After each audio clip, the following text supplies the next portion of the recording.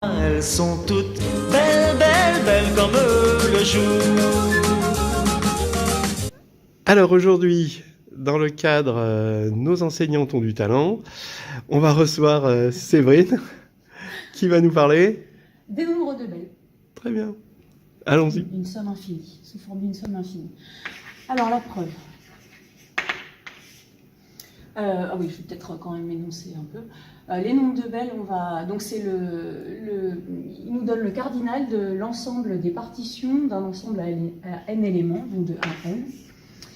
On prend comme convention B0 qui vaut 1, et donc on cherche à exprimer nos nombres de Bell sous forme d'une somme infinie.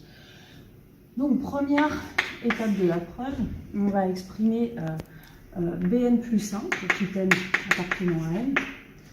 On va exprimer Bn plus 1 en fonction des Bn pour des Bk pour k plus petit. Donc c'est le cardinal de Pn plus 1 si j'appelle mes partitions de 1n Pn. Ce Pn plus 1, on va pouvoir le partitionner en une union donc disjointe d'ensemble EK pour K variant de 0 à n avec les EK qui sont l'ensemble des partitions du type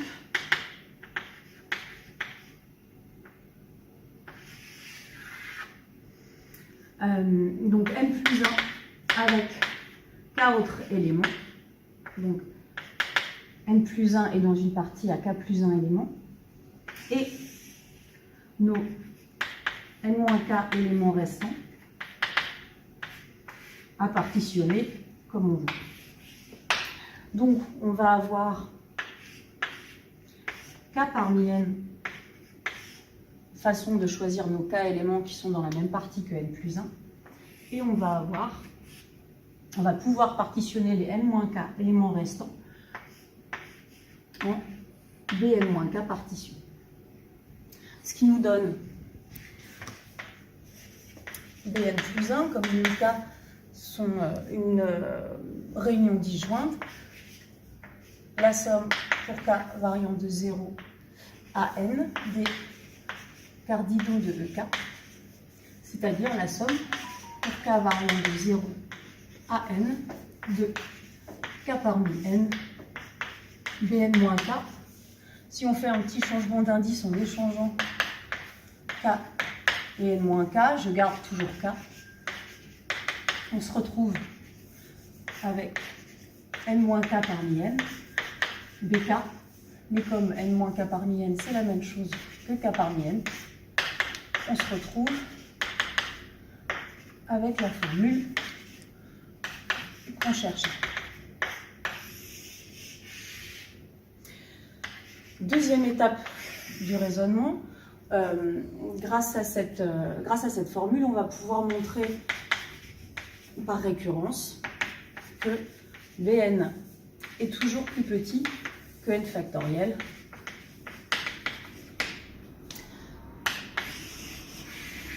Donc on a HR0 qui est clairement vrai, B0 on a dit que c'était 1 et 1 c'est 0 factoriel, donc c'est bien plus petit. Si on suppose que HRK est vrai, l'hypothèse de récurrence est vraie, quel que soit k de 0 à n, on va montrer HRN plus 1. Il suffit d'utiliser ce qu'on vient de montrer, c'est-à-dire que Bn plus 1, c'est la somme des k parmi n, bk. D'après notre hypothèse de récurrence au rang k, c'est plus petit que la somme des k parmi n, que je vais tout de suite remplacer par n factoriel sur k factoriel, n-k factoriel, majoré par ici k factoriel, nos bk, on simplifie et on se retrouve avec donc n factoriel que je sors de ma somme, n factoriel fois une somme à k n plus 1 éléments, chacun plus petit que 1. Donc on se retrouve avec n factoriel, quelque chose qui est plus petit que n factoriel fois n plus 1. Et donc n plus 1 factoriel, on a bien notre hypothèse de récurrence. Alors, cette hypothèse de récurrence va nous permettre de considérer la somme d'une série associée au Bn, la série exponentielle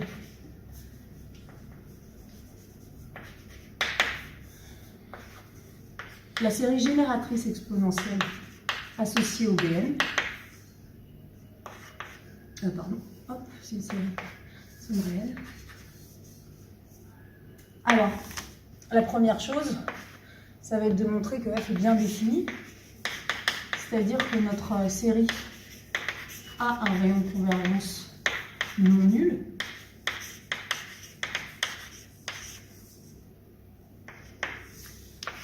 Et ben c'est le cas puisque on sait que d'après petit 2, Bn sur n factoriel est plus petit que 1. Et ça nous donne que notre rayon de convergence est plus grand que 1, donc plus grand que 0. Donc elle est bien définie sur un certain moins R, R strictement positif. On va donc pouvoir dériver terme à terme notre somme f de x à l'intérieur de l'intervalle ouvert de convergence de façon à obtenir f solution d'une équation différentielle. Donc on le fait, on dérive terme à terme. Donc du coup ça va démarrer à 1. Bn n xn-1 sur n factoriel. Si on réindice,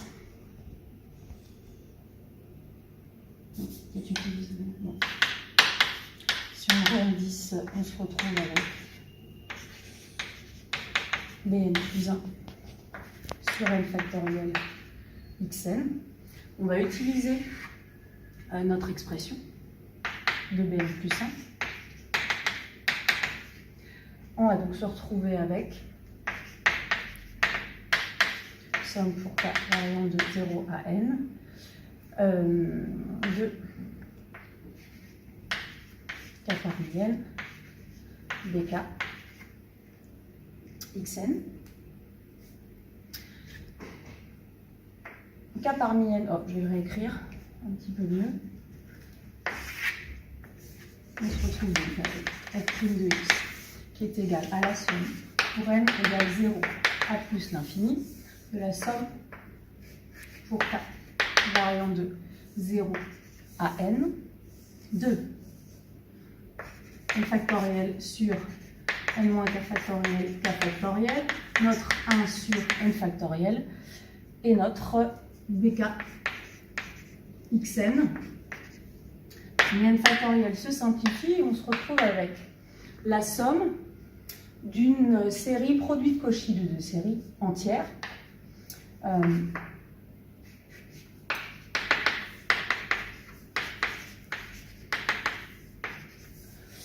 Alors, si je l'écris un petit peu mieux, la première série, elle a comme terme général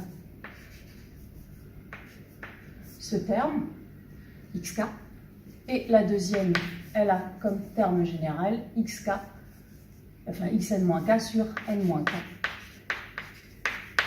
factoriel. Je regroupe mes x. Et donc, je sais que le produit de Cauchy de deux séries entières un rayon de convergence qui est supérieur au minimum des deux rayons de convergence de mes deux séries. Comme la première série, c'est une série exponentielle, enfin, c'est la série qui tend vers exponentielle, son rayon de convergence est infini. Là, le rayon de convergence, c'est R, donc c'est un rayon de convergence qui est supérieur ou égal à R. Ce qui veut dire que je peux continuer à prendre, à parler de mes égalités pour tout x appartenant à moins RR. Je peux toujours continuer. Et je me retrouve avec le produit de mes deux sommes. La première,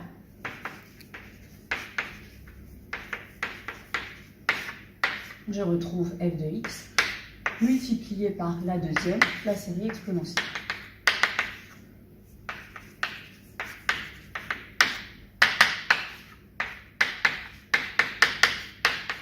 On se retrouve donc avec f' de x qui est solution, f pardon de x, qui est solution du problème de Cauchy.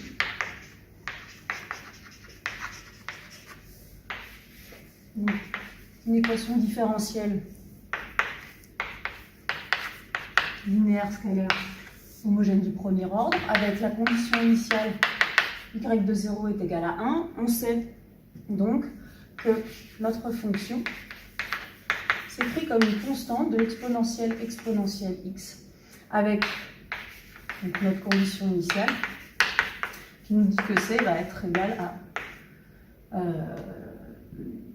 fois, qui nous donne que c va donc être égal à 1 sur e. Ça c'est toujours pour tout x appartenant à moins 0.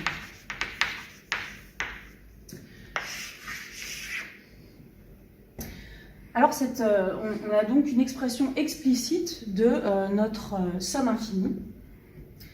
Et cette expression explicite de notre somme infinie, elle va nous permettre de donner un deuxième développement en série entière de cette même fonction.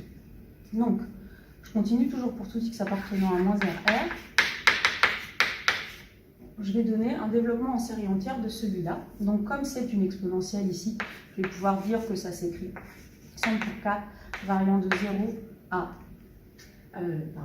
plus l'infini de exponentielle x puissance k sur k factoriel. Exponentielle x, mon k, je vais pouvoir le mettre à l'intérieur et redonner un développement en série entière de exponentielle kx.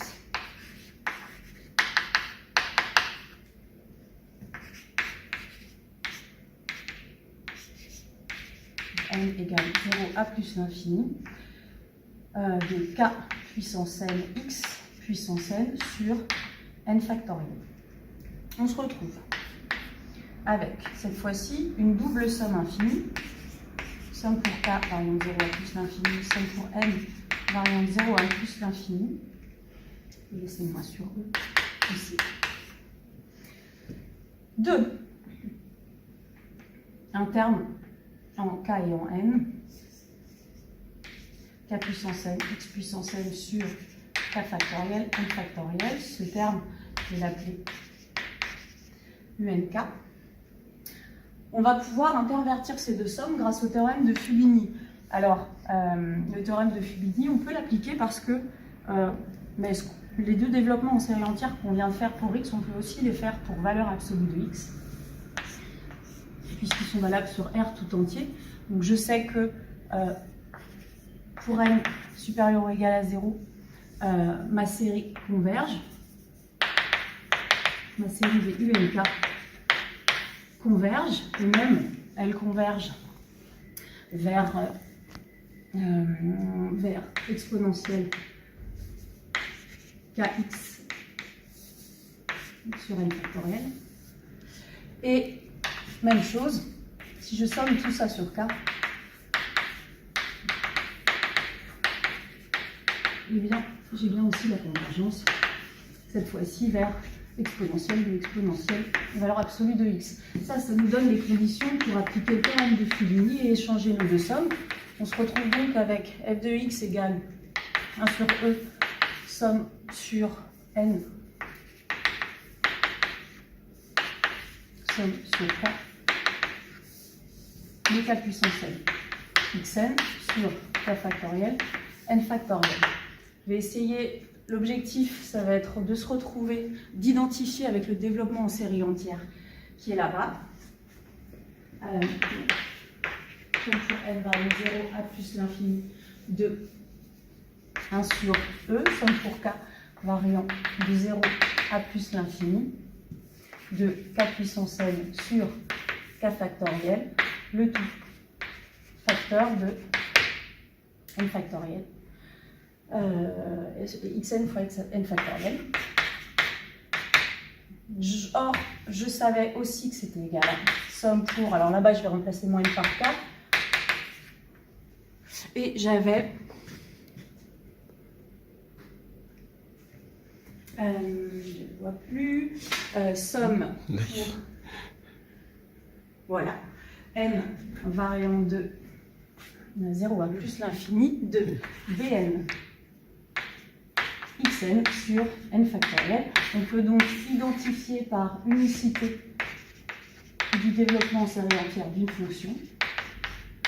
Et on se retrouve donc avec nos coefficients Bn sont bien égaux à la somme infinie qu'on avait annoncée. Voilà. Très bien. Elles sont toutes belles, belles, belles comme le jour. Alors, on va profiter de l'éclaircie là et du soleil pour regarder un petit peu, faire le point sur des éléments. Là, par exemple, ici, finalement, à quel moment on s'est servi du fait que R était strictement positif, puisque c'est ça dont on a besoin?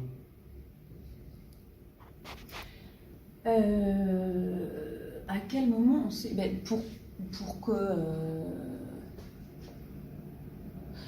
que la somme f de x, pour que la fonction f de x ne soit pas définie qu'en 0.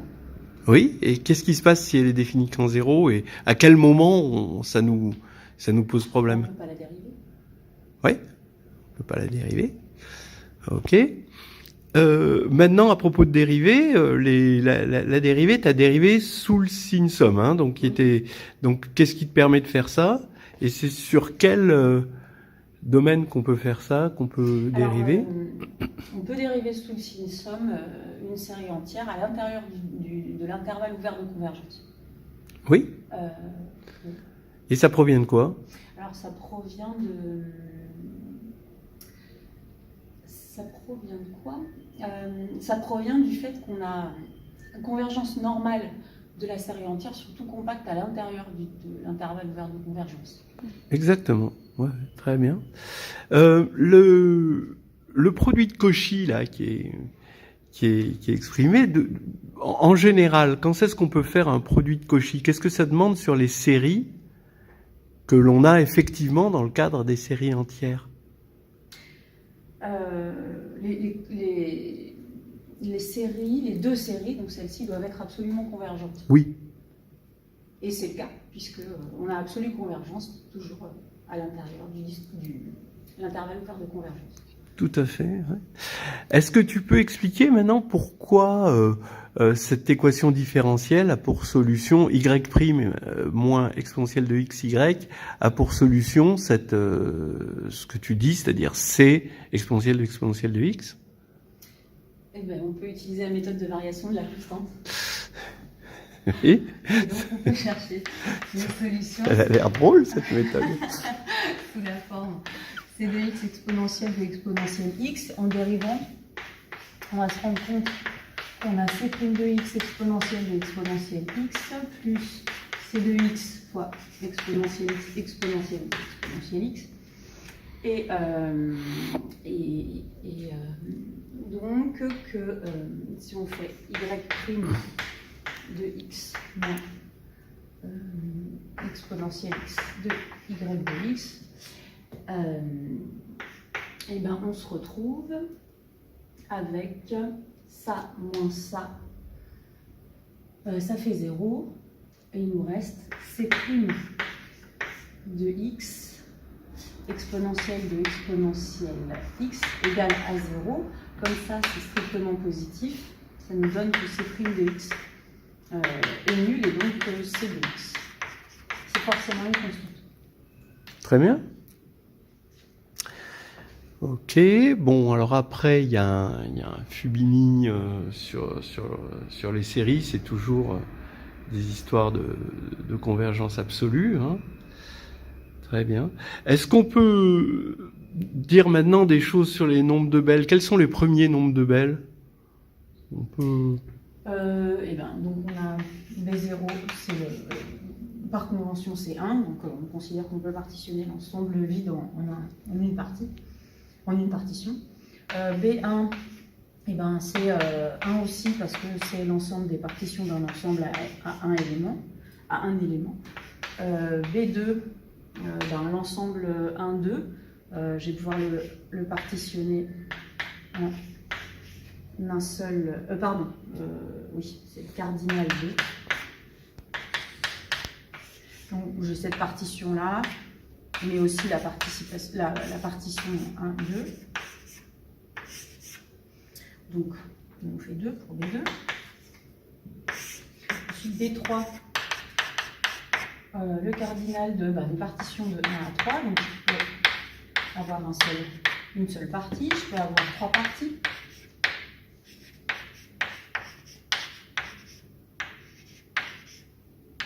D'accord. Je peux avoir 2 parties. Une partie... D'accord, et puis les deux autres, ouais, d'accord, voilà. Ce qui va nous faire... Et ce qui nous fait B3 égale B5. Ouais, très bien. Sinon, est-ce qu'on retrouve les nombres de Bell exprimés autrement? À partir du moment où c'est des partitions, ça peut être quoi aussi? Qu'on peut faire sur l'ensemble E, sur l'ensemble des éléments de 1 à N? Sur l'ensemble E? L'ensemble 1 à N? Oui, 1 à N. Comment on peut... réaliser les nombres de Bell, c'est le nombre de partitions, mais aussi du coup, à partir du moment où c'est le nombre de partitions, c'est le nombre de quoi? De bijection? Non. Les partitions sont associées à quoi? Qu'est-ce qu'on peut faire sur un ensemble qui le met en bijection avec des partitions? Une action de groupe? Non, non, non. C'était bien essayé. En bijection. Ce sont des relations d'équivalence. Une relation d'équivalence, on lui associe une partition et ça crée une bijection. Et la partition, c'est exactement les classes d'équivalence. Voilà, allez, c'était super, on va s'arrêter là. Merci.